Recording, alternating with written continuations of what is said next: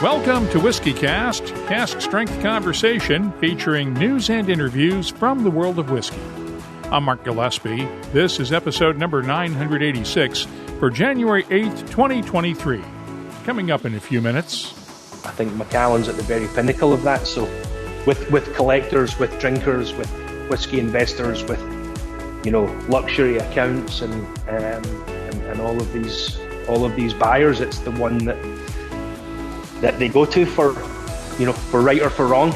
Duncan Taylor Company has released what may be its most expensive whiskey ever, a 1969 Macallan 52-year-old that retails for £75,000 a bottle.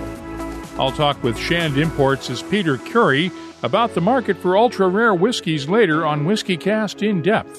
That's just ahead, along with the What I'm Tasting This Week department, Behind the Label, and much more. All coming up on this week's WhiskyCast. And now, a message from Robin Redbreast. The average college basketball power forward is 6'9", which, according to my rough calculations, is 16.5 times my height. I'll stick to aimlessly pottering around in back gardens. Proud sponsor of WhiskyCast, Redbreast. Pass it on. Hey friends, Gabriel Cardarella here with Dewar's Scotch Whisky, and I can't wait to introduce you to the new Dewar's 12-year hitting shelves this holiday season. More a little later in this episode of WhiskyCast. Let's get started with the news. It's brought to you by the Dalmore. The father of American single malt whiskey passed away this week. Steve McCarthy founded Clear Creek Distillery in Oregon in 1985. At the time, it was one of only 3 craft distilleries in the U.S., and it was there that he started making McCarthy's Oregon single malt whiskey. He retired in 2014 and sold the distillery to Hood River Distillers. Joe O'Sullivan is master distiller there today and told me this week that Steve did not start out to create a whole new segment of the whiskey market. That wasn't done intentionally. He just wanted to make good whiskey, and he wanted to tell a story of the Northwest in a bottle. Initially, he had wanted to create a bridge between the more traditional scotches and particularly the Islay region, but to have a Northwest bend to it. He couldn't find a malting house in the U.S. that was going to do something peated, so he bought the peat from Baird's, but gave it a regional appeal by aging it in Oregon oak barrels, which established this connection with Oregon barrel and Minville that we still have today. And to me, everything about Steve is in that bottle.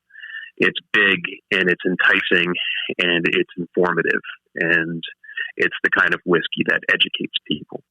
And Steve was that sort of man himself.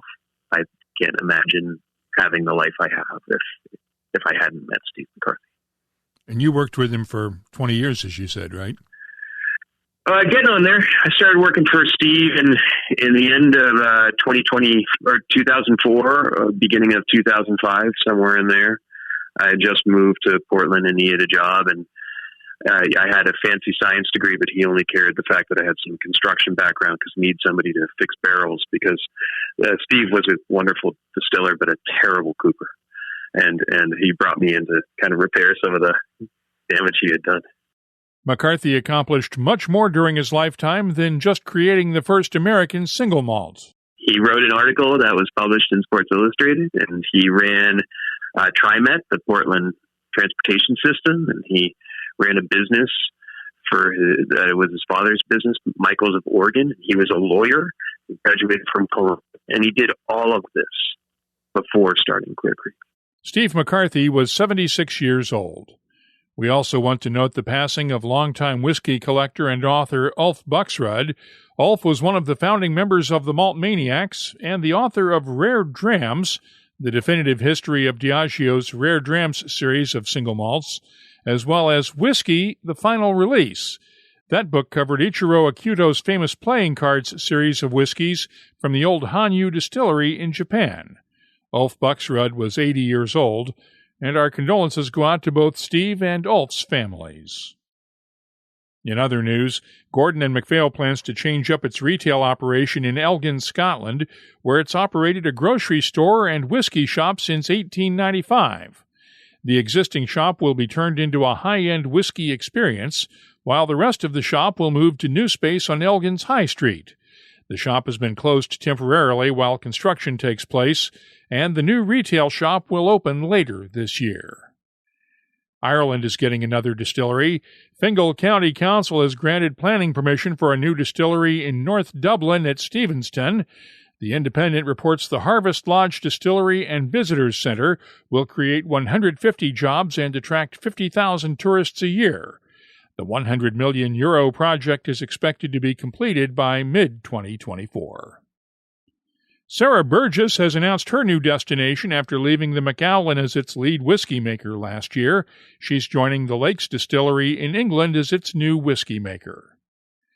President Joe Biden's holiday pardons list included a 77-year-old South Carolina man who had been convicted of illegally selling whiskey during a federal crackdown in 1963. Charlie Burns Jackson was just 18 years old at the time, and even though he was sentenced to just 5 years on probation, the Associated Press reports his federal conviction made it impossible for him to join the Marine Corps a year later. Jackson was one of 6 people who were granted full pardons by the president. And finally, from the police blotter in Bainbridge Township, Ohio, just outside of Cleveland, a local liquor store recently advertised having Buffalo Trace bourbon on sale, and about 40 people stood in line the next morning waiting for the store to open. As you might guess, there was some pushing and shoving that broke out when someone tried to cut in line, and it led to a fist fight. Police had to be called in to break up the scuffle, but no one wanted to press charges. It's not known whether they got their Buffalo Trace or not. You can keep up on the latest whiskey news all week long at WhiskyCast.com and on our social media timelines. The news is brought to you by the Dalmore. Hello, Richard Patterson here, Master Distiller, Master Blender for the Dalmore. You know, whenever the team and I are in the world sharing our exceptional single malt, we like to keep in touch with Mark Gillespie and the latest news from WhiskyCast.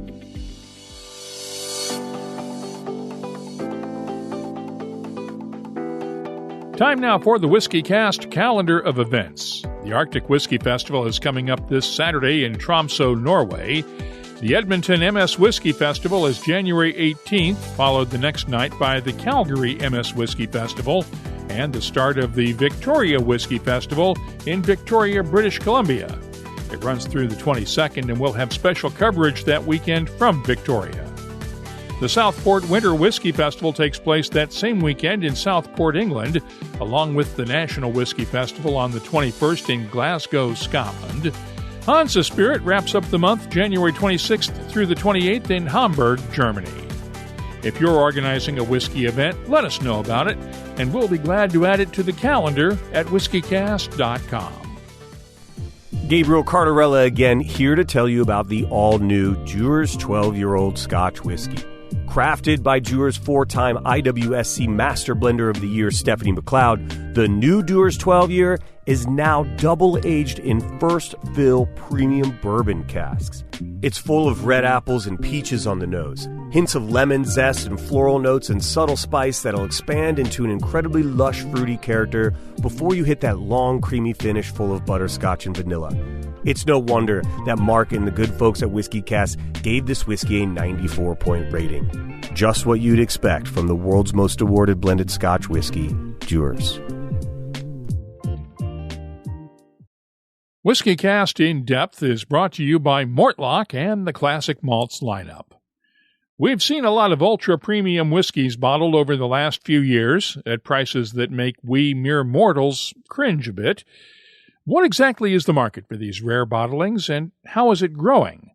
To get some answers, I talked with Peter Currie of Shand Imports, the U.S.-based importer for Duncan Taylor Company, which just this week released a 1969 Macallan single cask with a price tag of £75,000, or about $90,000 at current exchange rates.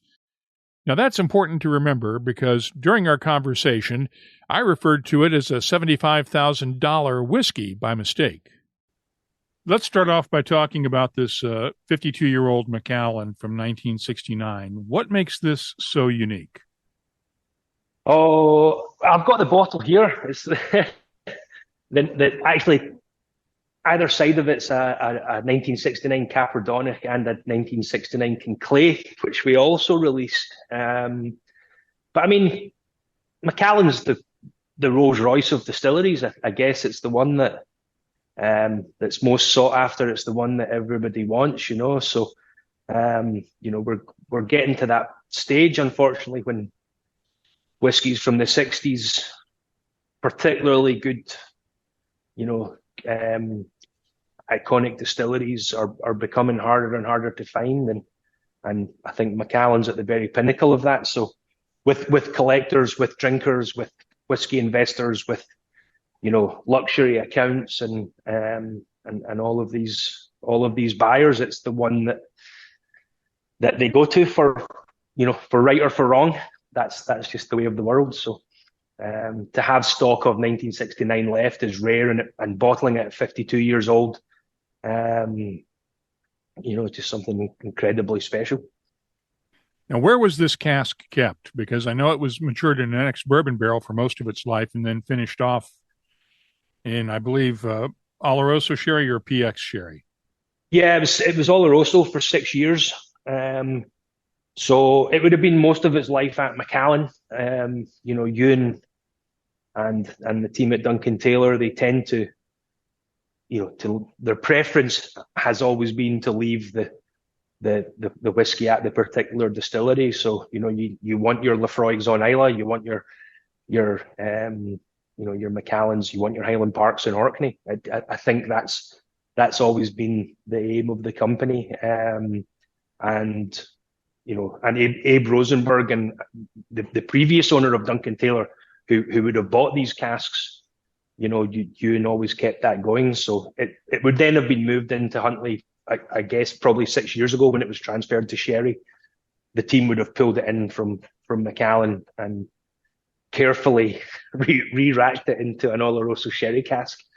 And then, you know, there's always a risk when you fill a cask that could be a leaker or something could happen. And with liquid of this value, I would imagine Ewan was probably sitting underneath it with a cup catching any drops that came out.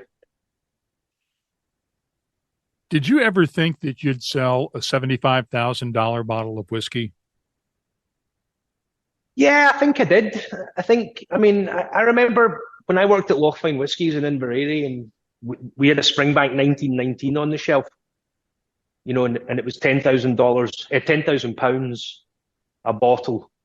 And, you know, we used to sit there and think, will anybody ever come in? And then somebody did, and somebody bought it. And, you know, and I remember a lot of whiskey guys would all say, you know, at that time in the 2000s that whiskey was underpriced, which I to be honest, agree with. I think, you know, we were drinking some really special whiskies, and they were costing, Springbank 21-year-old was $120 a bottle, you know.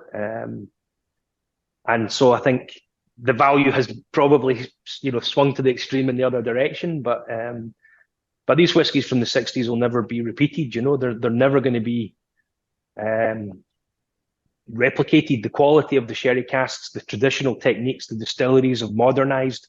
Some distilleries have been rebuilt completely, you know, and these old-fashioned production techniques, worm tub condensers and amazing quality sherry casks, I think, are never going to be repeated. And that's why the collectors, the people that have been in the industry, the buyers that have been in the industry that long, they covet these whiskies from the 60s and early 70s, because to many people that's the pinnacle of production, you know. Whether that's reminiscent, whether that's nostalgia, or whether it's reality, it's I think reflected in the price. And you know, in the same way that an Aston Martin or a Rolex or a, you know, whatever luxury item it is that you you covet, that you're willing to spend that money on. I think that this Macallan reflects or creates similar emotions with people. What is the market for this bottle? I think it's multiple. There are I've sold personally, sold them as in the past as retirement gifts. Folk have spent that money, spent $70,000, $80,000, $90,000 on a bottle as retirement gifts. We do a lot. The casinos in Vegas gift them to high rollers.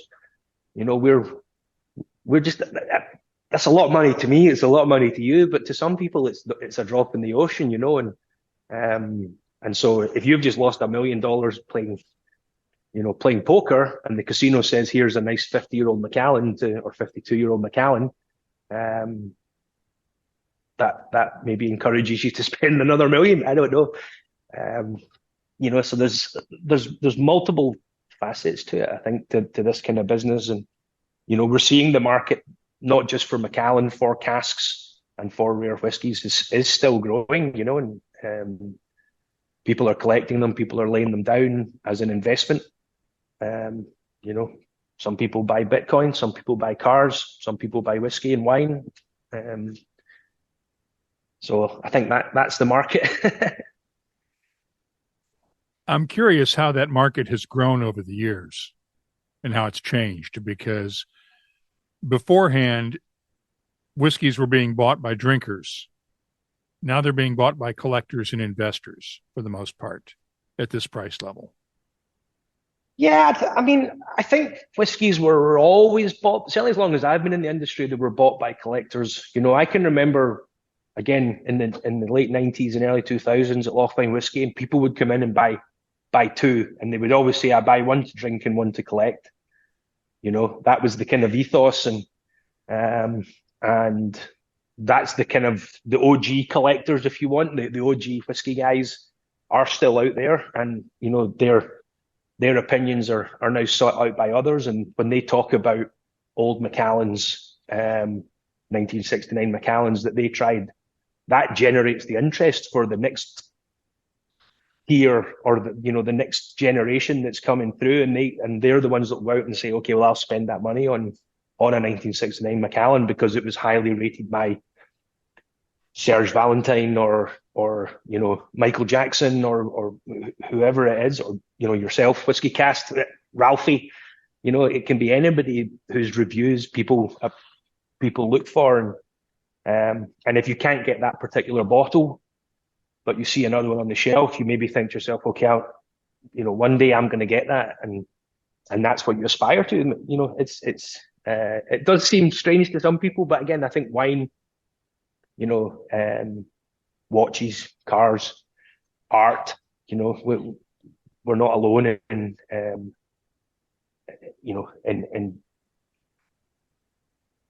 being available to that market, or having people, premium consumers are looking for these things. Let's talk about the rest of the range now, because obviously there's more than just this one Macallan and that Caperdonic and Kinclaith behind you. How is the rest of the range going? Oh, these two are spectacular. The Macallan is as well, but the Caperdonic and Kinclaith, two closed distilleries. And to get a chance to even try these these are the rarest. Kinclaith is amongst the rarest whiskies in the world. It only operated the distillery for 12 years, and it all went for blending. It's up there. Maybe doesn't have the same reputation as a malt mill, which is probably the most coveted. But certainly these distilleries, Caperdonic as well, we know made iconic, spectacular whiskies, depth and complexity and balance, and we're now, the distillery was demolished and they rebuilt Dalmunnock. No, that was Imperial. Sorry, They haven't rebuilt, but Caperdonic's gone. So, we're still getting a little bit of stock trickling into the market. I think in 1993 it was closed. So, I think so, yeah. but the last of the whiskey from the 60s, and it really is, and the last of the whiskey from, that Duncan Taylor or anybody has of these stocks, is really is dwindling now. We're getting down towards the end of it. I don't think anyone's got any hidden away. They might have, I don't know, but it seems to be that even the Port Ellens and the Rosebanks and the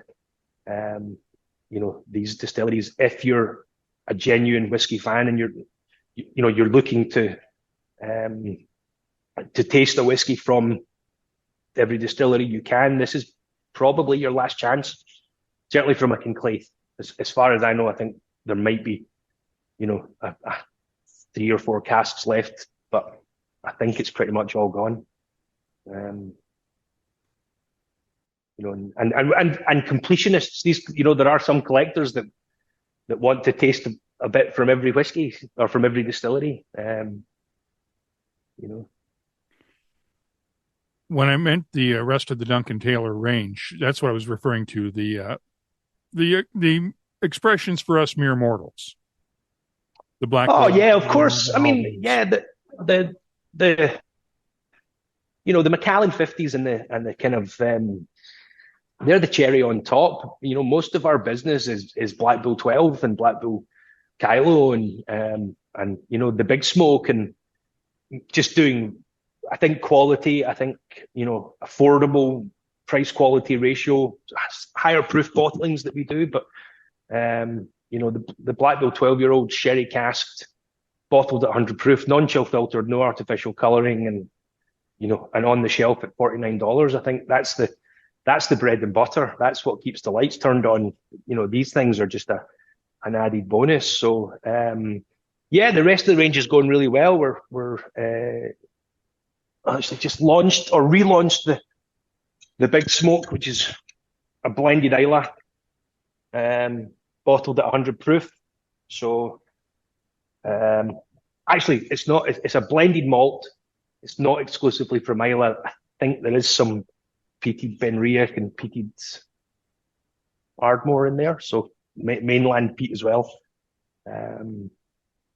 But yeah, lots of cool stuff, and single cask wise, we're always doing new single casks. I'm the Shand import, the US importer. We just brought in some casks of new cask of Duncan Taylor rum. So we've got Caronis and Utflutes and 24, 25, 26 years old. Really cool stuff.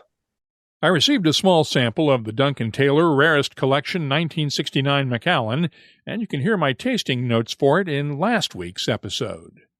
That's WhiskyCast In-Depth, brought to you by Mortlach, whiskey's best-kept secret. Hidden away for decades in some of the world's most famous Scotch whiskies, comes a single malt inspired by an original for a fortunate few. Discover the entire Mortlach lineup at malts.com. Let's start off the What I'm Tasting This Week department with one of the whiskeys that carries Steve McCarthy's name, the McCarthy's Oregon Single Malt PX Cask Finish. It's 6 years old and matured in Oregon oak before spending the final 4 months in PX sherry casks, and it's bottled at 56.1% ABV. The nose has touches of leather and pipe tobacco, black tea, a hint of hazelnuts, and a nice touch of peat smoke in the background. The taste is full of berry preserves, baking spices, a touch of baking chocolate, and a nice peatiness that rises out of the background leading into the finish, along with a nice touch of charred oak. I'm scoring the McCarthy's Oregon Single Malt PX Cask Finish a 92. Meanwhile, Seattle's Westland Distillery is releasing the 7th edition of its Garyana Single Malt matured in Gary oak from the Pacific Northwest. This year's edition combines the Gary oak matured Westland with malt matured in Washington State wine casks.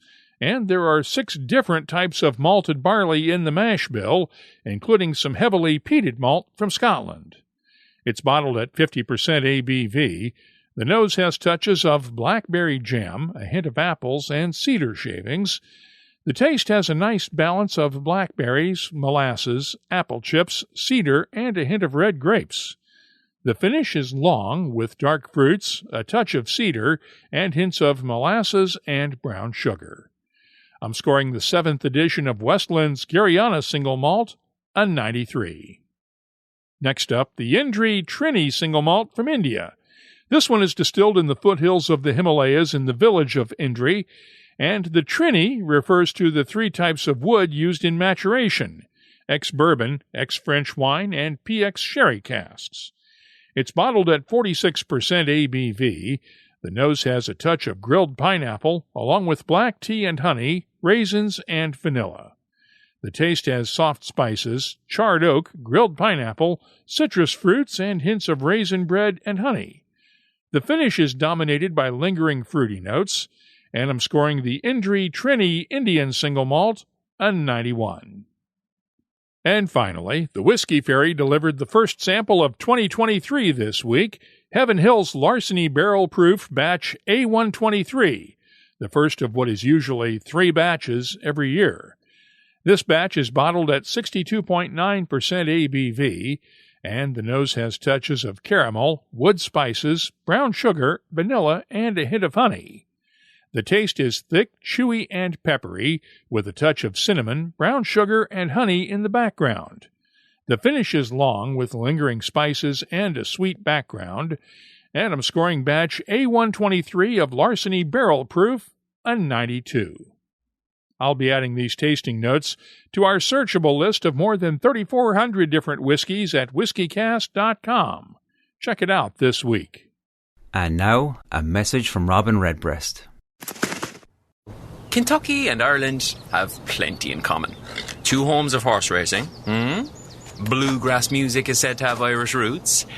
Okay, it's not the longest list, but the Redbreast Kentucky Oak Edition only strengthens the bond.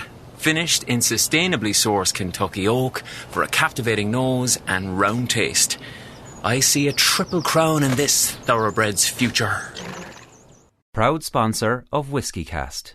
Redbreast. Pass it on. Let's open up the inbox now for Your Voice, presented by Scarabaeus Islay Single Malt Scotch Whisky.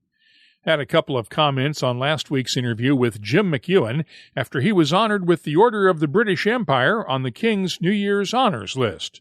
From Juan Cruz, a great way to start the new year. Listening to Jim is always a great time. It was about time he was recognized for his work. It is well-deserved. I hope to meet him one day. And from Doc Martin, well-deserved, a true ambassador for whiskey. That he is. If you have something you'd like to share with whiskey lovers around the world, you can always find me on Twitter, Facebook, and Instagram at WhiskyCast, or just email me. The address is comments@whiskycast.com. Your Voice is presented by Scarabaeus, the Islay single malt from Hunter Lang & Company that celebrates all of Islay's natural gifts in one bottle. Only those who seek shall find Scarabaeus. Start your search today at hunterlang.com. Let's close out the show now with Behind the Label, our look at the history, science, and people who make whiskey unique. It's brought to you by Writer's Tears. And we'll combine both science and history this week. Researchers at Edinburgh's Heriot-Watt University are studying a series of heritage barley varieties from the last 2 centuries.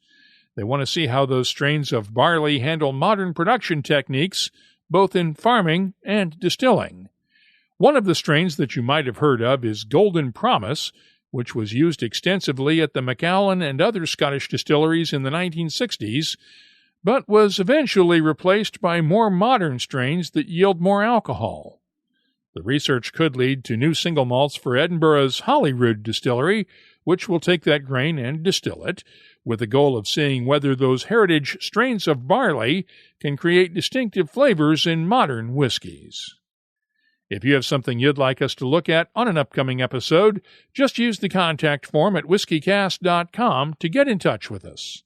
Behind the Label is brought to you by Writer's Tears. Writer's Tears Copperpot, an 18th century style of premium Irish whiskey, blended from single pot still and single malt. Like yourself, it's one of life's treasured rarities, and what's rare is wonderful. Writer's Tears Copperpot.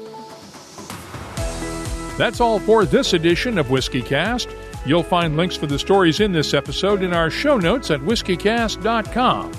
That's also where you'll find the latest whiskey news, my tasting notes, the calendar of events, the whiskey photo of the week, and, of course, a complete archive of all of our past shows going all the way back to 2005. Get in touch with us on Twitter, Instagram, and Facebook at WhiskyCast. The email address, comments@whiskycast.com.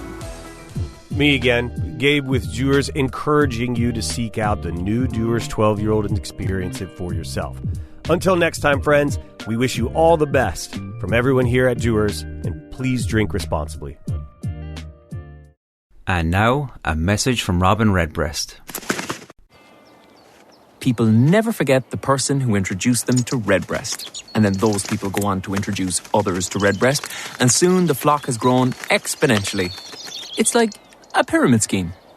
Without any of the bad stuff, of course. Proud sponsor of WhiskyCast. WhiskyCast is a production of Cask Strength Media, copyright 2023, and comes to you from the charming, yet regrettably dry town of Haddonfield, New Jersey. I'm Mark Gillespie, reminding you that when you drink, please drink responsibly. Thanks for listening.